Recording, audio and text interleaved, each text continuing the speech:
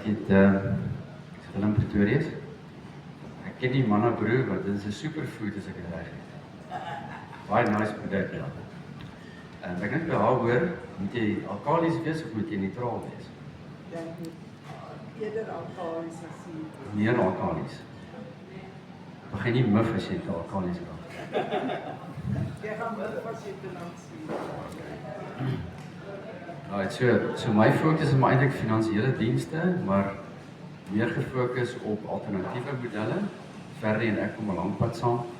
So as jy al ooit gedink het om nie noodwendig jou korttermynversekeringspremies verder met 'n versekeraar te betaal nie, of jou mediese fonds bydraes nie, maar dat jy eerder wil begin pool en so voorsiening maak dat ons daai geld vir onsself kan gebruik om gesels op my.